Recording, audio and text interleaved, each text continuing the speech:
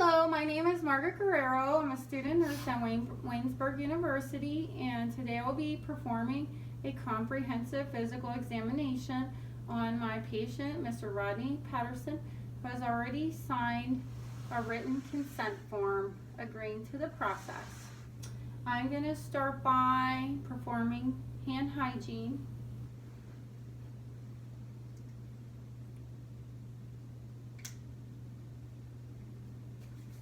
Okay, and now we're going to start by assessing the head. We're going to inspect and palpate your scalp, hair, and cranium, looking for masses, tenderness, hair loss, lice, and nevi. Some abnormal findings would be depressions, which could indicate prior trauma or past surgeries, and also a bulging or tightness of the scalp that could indicate increased intracranial pressure. Next, we're going to be assessing your facial expression. Rodney, can you elevate your eyebrows? Great. Can you smile real big? And can you puff out your cheeks? Okay, your facial expression is symmetrical. Asymmetry of the facial expression could indicate some nerve damage or a questionable stroke in the past. Next, we are going to palpate your temporal arteries to assess for abnormal tenderness and firmness. Do you have any tenderness? No. Okay, and next time we'll be palpating your frontal and maxillary sinuses. Do you have any tenderness? No. Tenderness could indicate infectious or allergic sinusitis.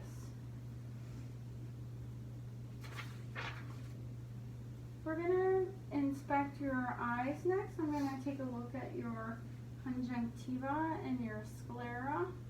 Your sclera is white and your conjunctiva is light pink. Abnormal would be a yellow sclera, redness, blood under the eye, or redness or pallor in the conjunctiva. We're going to test your visual field by confrontation. Can you cover your left eye? And can you fix your gaze on my nose and tell me how many fingers I'm holding up? 1, 2, 1, 2. Okay, next can you cover your right eye and tell me how many fingers I'm holding up? 2, 1, 2, 1. Very good. Okay, and next we're going to do the corneal light reflex. I want you to fix your gaze on the doorknob over there.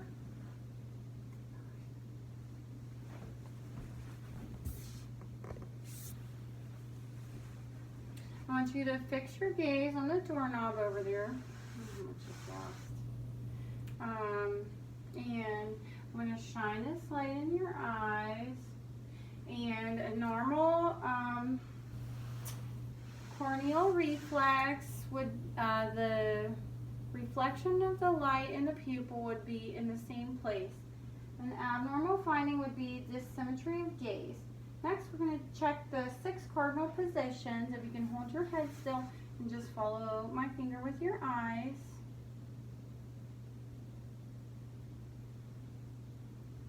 And very good, we're checking for extraocular movements, which I did not find any. Next, we're going to check your pupils. His pupils are round, reactive to light and accommodation, so that's normal. Next, we're going to inspect your ear structures. I'm going to pull back on the auricle, push down the tragus to check for swelling and tenderness. Do you have any tenderness? No. Okay. And next I will be visualizing the external ear canal with the otoscope. Normal finding would be a small amount of flax or cerumen, and an abnormal finding would be drainage and redness. The color of the drainage could mean different things. Bloody drainage could mean trauma. Clear drainage, cerebral spinal fluid. Purulent drainage could mean infection. Next, we're going to inspect the tympanic membrane, looking for landmarks such as the cone of light and umbo. Okay, and the tympanic membrane has a shiny gray appearance, mobile and intact. Some abnormalities could be obstruction, perforation, fluid with bubbles, otitis media, and masses. Next, we're going to check your hearing acuity with the voice whisper test. I'm going to cover the opposite ear. I'm going to whisper a number. Let me just repeat it after me. 22. 33. Okay, very good. Next, we're going to perform the Weber test. I'm going to strike the tuning fork, and tell me what ear you can hear that out of. Both.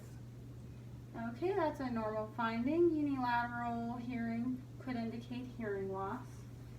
Next, we're going to perform the Renee test, and I'm going to strike the tuning fork. Tell me when you stop hearing this vibration, and tell me when you stop hearing this vibration.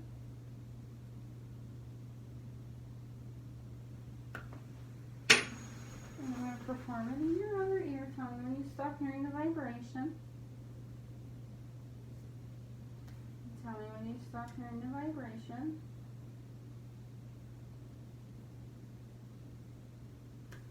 Okay, and the bone conduction should be half of the air conduction.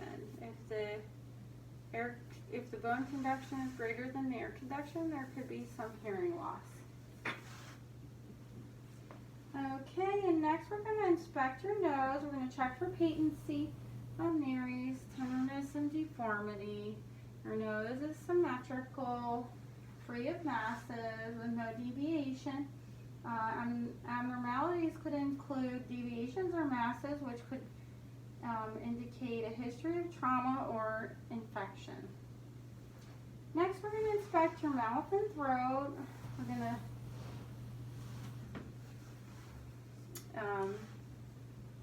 look at your lips.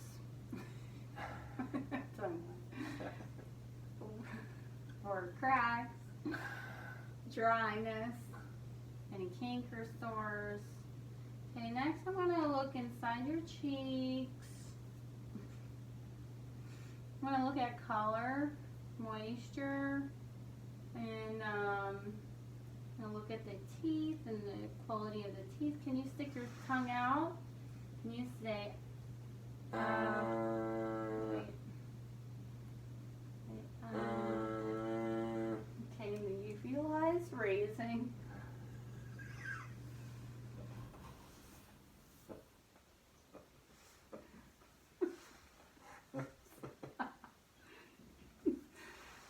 Okay, and now I'm going to check a gag reflex.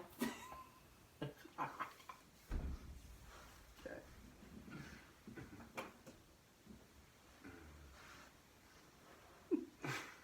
And he has a positive gag reflex.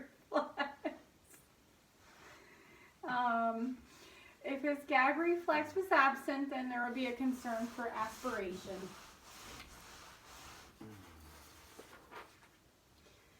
Okay, next we're going to assess your neck for symmetry, lumps, pulsations. There are no masses, the skin is intact.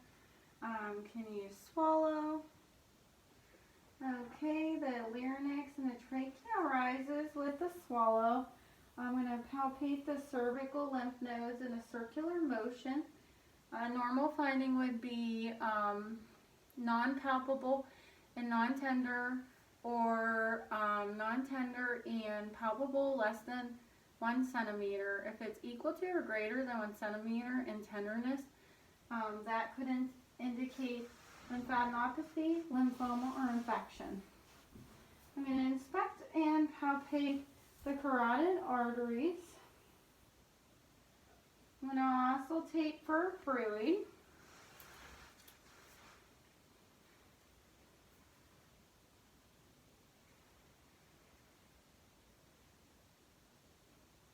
Okay, there is no bruit.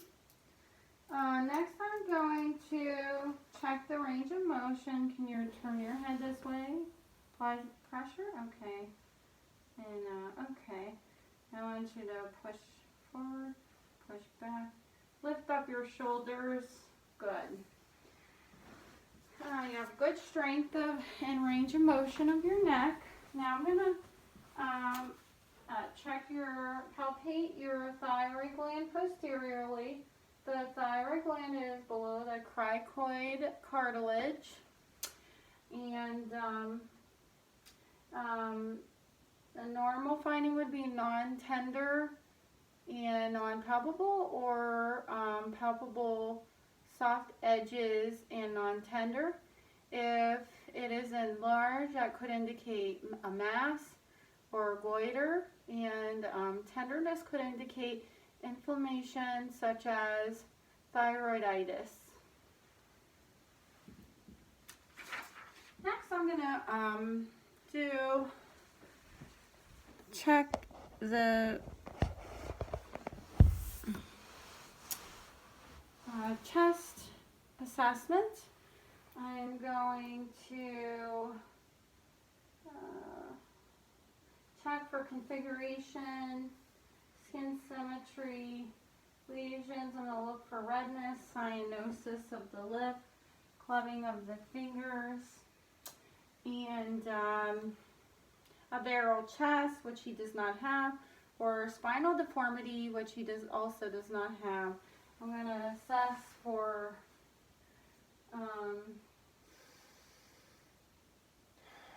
symmetrical expansion. Take a deep breath in, deep breath. And as he takes a deep breath, my fingers move symmetrically with his lung expansion and back down. Next I'm going to palpate for trapped air. And I'm going to check for tactile fremitus. Can you say 99? 99, 99, 99, 99. Okay, and the vibration is equal and symmetrical. If there was an increase in tactile fremitus, that it could indicate pneumonia, atelectasis, fibrosis, and pulmonary edema. A decrease in fremitus could indicate emphysema, asthma, pleural effusion, pneumothorax, and airway obstruction, and a percuss over the lateral and posterior lung fields. And the sound you hear should be resonance, because the lungs are air-filled. Unless you percuss over a bony prominence. Okay, next I'm going to auscultate the lung sounds in the lateral and posterior lung. Deep breath.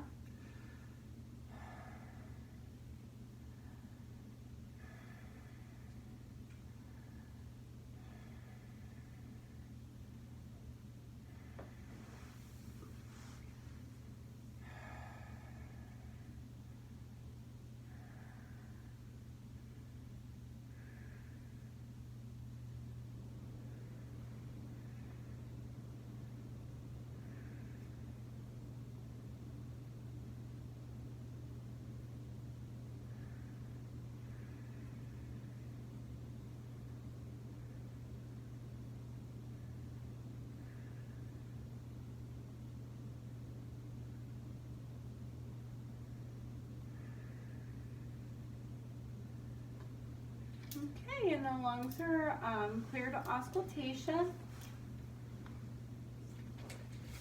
The next Rodney, I will be assessing your upper extremities. We're going to inspect for muscle tone. Okay, we're going to assess for strength and range of motion in arms, shoulders, with a shrug test. Pull towards you, push away. And we're going to check your range of motion. Very good. And I want you to push down. Push down. Okay, we're going to push down, and spread your shoulders up. Oh, good. Okay. That's good. Strengthen the upper extremities. I'm going to palpate for epitrochlear nodes under the arms, which could be a first sign of Hodgkin's lymphoma.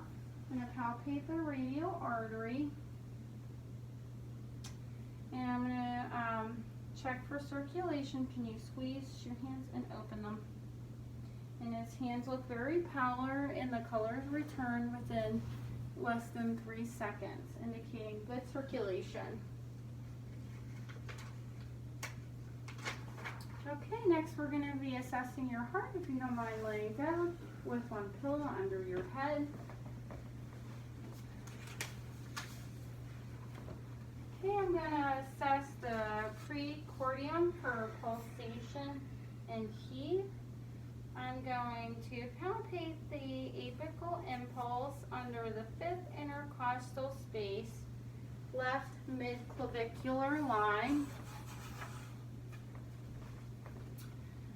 Okay, next I'm going, now when I palpate, if I felt a thrill, I would listen for a murmur, but I did not feel a thrill. And I'll auscultate the apical rate and rhythm in all areas, starting with the right base, 2nd intercostal space, right sternal border. I'm going to listen to the left base, 2nd intercostal space, left sternal border. Moving down to the Erb's point, 3rd intercostal space, left sternal border. Moving down to the left lateral sternal border between the 4th and 5th intercostal space, left sternal border.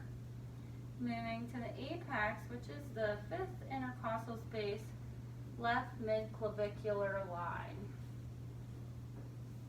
And all lungs, for all heart sounds were regular and within normal limits. Okay, now I'm going to do your abdominal assessment. We're going to inspect your contour, which is flat, and we're going to inspect the skin. It's warm, dry, and intact, no rashes or lesions. And I'm going to auscultate for vowel sounds in all 4 quadrants.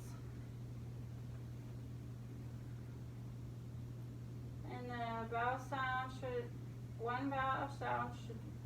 at least one vowel sound should be heard every 5 to 15 seconds. Hyperactive vowel sounds are greater than 30 a minute, could indicate diarrhea, infection, irritable bowel disease, bowel obstruction, and laxative. Hypoactive vowel sounds are less than 5 per minute. It could indicate medication such as opioid use, peritonitis, bowel obstruction, obstructive, or post-operative occurrence. I'm going to palpate your 4 quadrants, which is within normal limits, and I'm going to palpate your liver. Okay, next is your your lower extremity exam. If you don't mind getting back up to sit in the chair. For the patient's comfort, I'm going to minimize how many times I have to make them move. Okay, sit. Okay, so I'm going to inspect the symmetry, skin characteristics, and hair distribution. I'm going to assess for discoloration, pitting edema, and any ulcerations or varicose veins within normal limits. I'm going to palpate his popliteal vein, pulse, which is behind the knee. I'm gonna palpate his posterior tibial, which is behind the posterior ankle, posterior outer ankle, and the dorsalis pedis, which is the top of the foot. Okay, now I'm gonna move on to the neuromuscular assessment. We're gonna test your upper extremity cerebellar function with rapid alternating hand movements. Very good. And flip your hand back and forth. Now we're going to check your lower extremity cerebellar function. I want you to take your heel and run it down your opposite leg. Very good. Now we're going to check your deep tendon reflexes. Okay.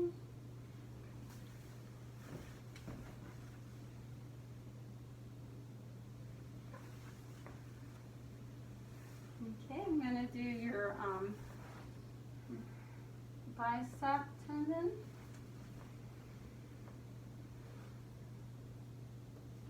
Okay, I'm going to check your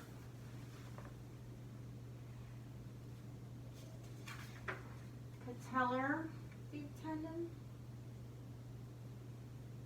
and your Achilles. Okay.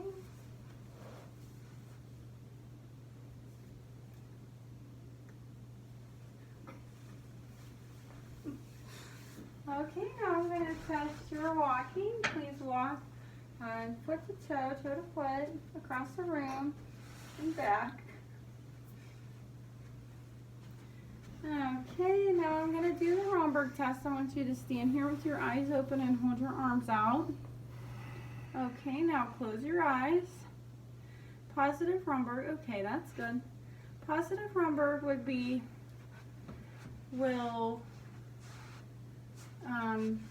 patient will lose their balance with their eyes open, or they may lose their balance with their eyes closed, or they can have excessive swaying or shuffle to catch their balance. And this concludes our comprehensive physical examination for today. Thank you for your time.